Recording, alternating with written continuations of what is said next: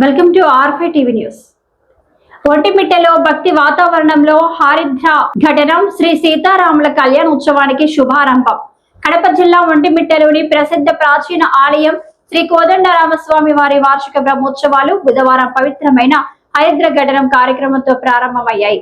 ఈ కార్యక్రమం బ్రహ్మోత్సవాలు శ్రీ సీతారాముల కళ్యాణ మహోత్సవాలకు శ్రీకారం చుట్టే తొలి ఆచారంగా నిర్వహించారు. ఈ సందర్భంగా మహిళా భక్తులు, శ్రీవారి సేవకులు, టీటీడీ అధికారులు, సిబ్బంది పెద్ద సంఖ్యలో పాల్గొని పసుపు కొమ్మలను దంచే పవిత్ర కార్యక్రమంలో భాగస్వాములయ్యారు.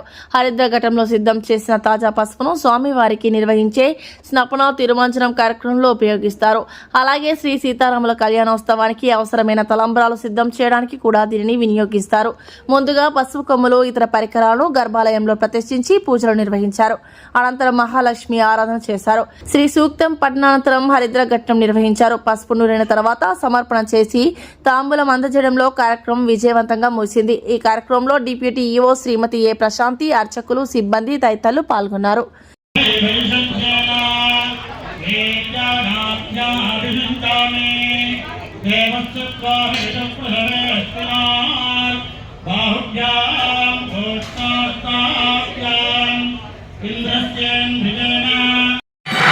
हर हर मैया अपचारानि मां सर्वान् क्षमस्व पुरुषोत्तम अन्यथा शरणं नास्ति त्वमेव शरणं मम तस्मात् कारुण्य भावेन रक्ष रक्ष रामचंद्र प्रभो मंगलं कौसलेन्द्राय महनीय गुणात्मने प्रवृत्ति तनूजाय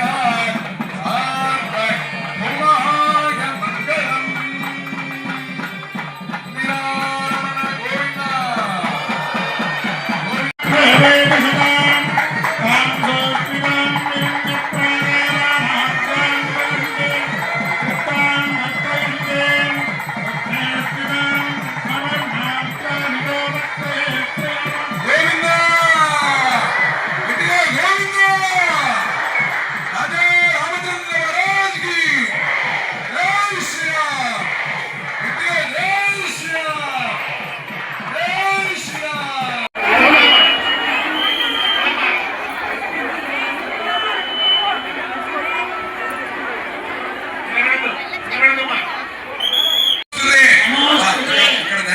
కూర్చోండి. ఆపమ్మా, ఆపు, ఒక నిమిషం ఆపమ్మా, కూర్చోమ్మా.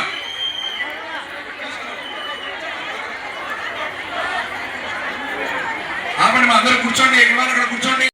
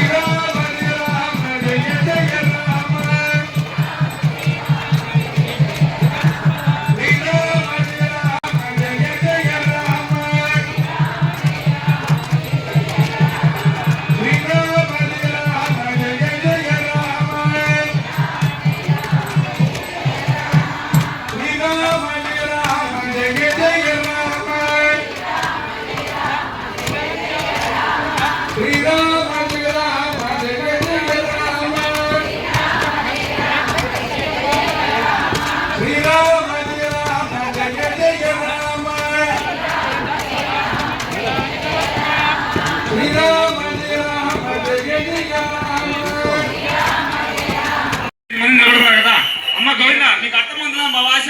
సెంటర్ లో దయచేసి నిలబడకండి. చూడండి, 5 మంది వల్ల ఎంతమంది ఇబ్బంది పడుతున్నారు.